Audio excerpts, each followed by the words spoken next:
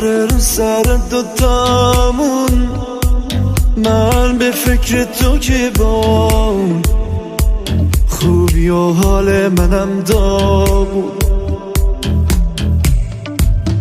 مونده، به دلم مونده یه بارارو در گوش من بگی عشق جون پایه امشب بریم بیرون.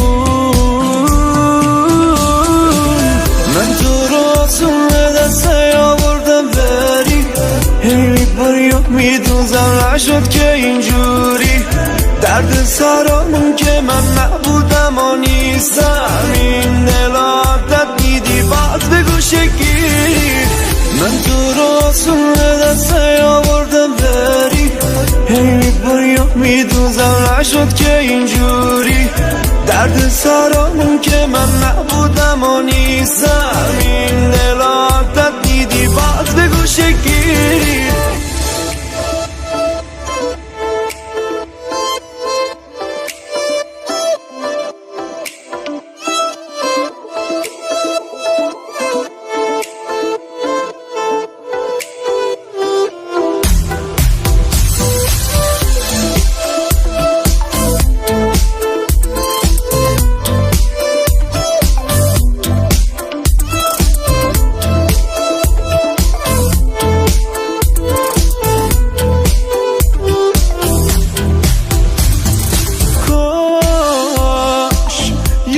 ذره معرفت داشت این دلو تنها نمیذاشت، اون اصلا منو دوست نداشت.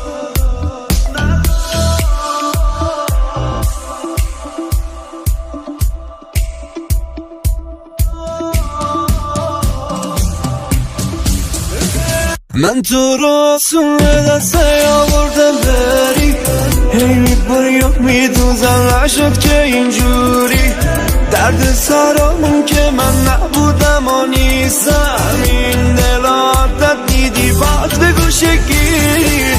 من تو رو آسون دسته آوردم بری، هی باری میدوزم نشد که اینجوری درد سرامون که من نبودم و نیستم. این دل عادت میدی باز بگو شگیری.